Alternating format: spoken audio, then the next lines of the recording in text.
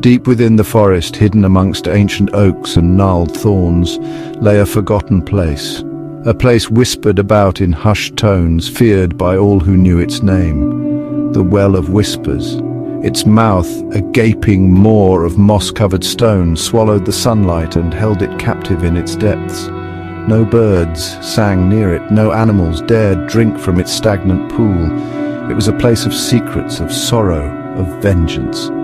For centuries the well had stood, a silent sentinel to the darkness that clung to the woods. Locals spoke of a coldness that emanated from its depths, a bone-chilling aura that sent shivers down their spines.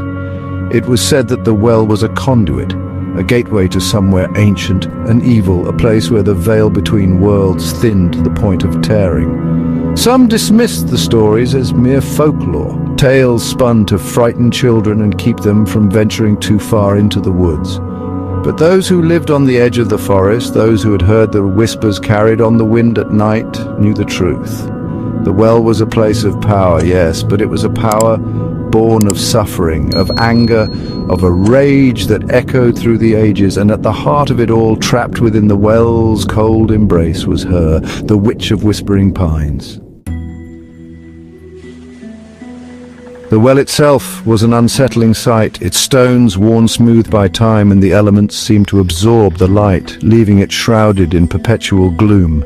Vines, thick as a man's arm, snaked around its rim, their leaves a sickly yellow-green. Even in the height of summer, the air around it hung heavy and damp, thick with the scent of decay and something else, something ancient and unknowable. The silence surrounding the well was absolute, broken only by the occasional creak of a branch or the rustle of leaves. But it was a deceptive silence, a silence that held its breath, listening, waiting. It was as if the forest itself was holding its breath, afraid to disturb whatever slumbered within the well's depths. A thick fog often clung to the ground around the well, swirling and shifting as if something unseen moved beneath it. It was this fog that gave the surrounding woods their name, Whispering Pines. For it was said that within the fog one could hear whispers, faint and indistinct, carried on the wind. Some claimed they were the voices of the dead, trapped within the well's grasp, their souls forever bound to the witch who had imprisoned them there. Others believed they were the whispers of the witch herself, reaching out from her watery prison to lure unsuspecting souls to their doom. The story of the witch was an old one, passed down through generations in hushed whispers and fearful glances. They called her Corva, and she had once been a healer, a woman of knowledge and wisdom, sought out by villagers from miles around. But her gifts came at a price. She drew her power from the earth, from the very essence of the forest itself, and the forest demanded its due. As Corva grew older, her powers intensified, but so too did the forest's hunger. It demanded sacrifices, offerings to appease its ancient hunger.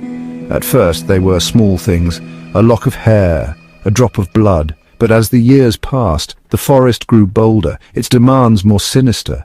It craved life pure and innocent, it craved the souls of children. Corva refused. She'd sworn to protect the villagers, not to offer them as sacrifices. And so the forest turned on her. It twisted the villagers against her, whispering doubts and fears into their hearts until they saw her not as a savior but as a monster. They accused her of witchcraft, of consorting with demons, of sacrificing their children to appease her dark gods. They dragged her to the well, the very well she had used to draw her power, and hurled her into its depths. As she fell, she cursed them all to a fate worse than death. Her words, laced with power and fury, echoed through the forest, seeping into the very earth itself. The sun was beginning its slow descent, casting long shadows through the trees as a group of teenagers made their way through the woods. They were young, barely old enough to shave, their laughter echoing through the silent trees. They were on a dare, a test of courage to see who could get closest to the well and live to tell the tale. The leader of the pack, a tall, lanky boy named Jake, swaggered at the front, trying to appear brave despite the tremor in his heart. He had heard the stories, of course, everyone had, but he was determined to prove that he was braver than the rest, that he wasn't afraid of a silly old well. "Come on, slowpokes," he called back to his companions. "You scared of a little ghost story?" His words were met with nervous laughter and a chorus of denials, but Jake could see the fear in their eyes.